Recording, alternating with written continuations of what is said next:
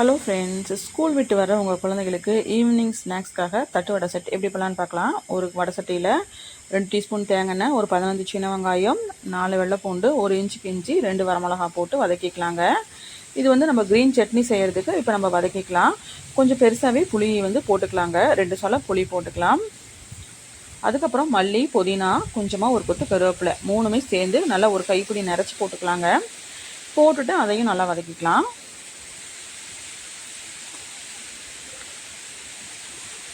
ஒரு துண்டு தேங்காய் போட்டுக்கலாம். இப்போ இது நல்லா சுருண்டு வர வரைக்கும் இப்போ இதை நல்லா வதக்கிக்கலாம். பார்த்தீங்கன்னா இந்த அளவுக்கு நல்லா வதக்கிட்டு அரைச்சி எடுத்துக்கலாங்க. அதுக்கப்புறமா ஒரே ஒரு தக்காளியும் கொஞ்சமாக உப்பு போட்டு, நம்ம ஸ்டார்டிங்லேருந்து உப்பு போடல, கொஞ்சம் உப்பும் போட்டு இதை நல்லா அரைச்சி எடுத்துக்கலாம். பார்த்தீங்கன்னா இப்போ சூப்பரான நமக்கு மின்ட் சட்னி ரெடி ஆயிடுச்சு. சட்னி இப்போ ரெடி ஆயிடுச்சு. இப்போ கேர்டு ரெடியாக இருக்குது. கேரட்டை 2 துருவி வச்சுக்கிறேங்க.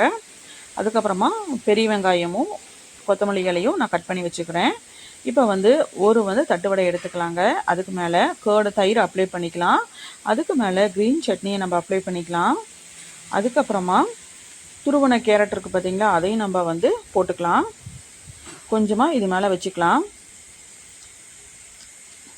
அதுக்கப்புறமா கட் பண்ணி வச்சுக்கிற வெங்காயமும் கொத்தமல்லி இலையும் இது மேலே வச்சு இன்னொரு தட்டு வடை எடுத்து அப்படியே க்ளோஸ் பண்ணிவிட்டு அப்படியே வச்சு சாப்பிட்டா ரொம்பவே சூப்பராக இருக்கும்.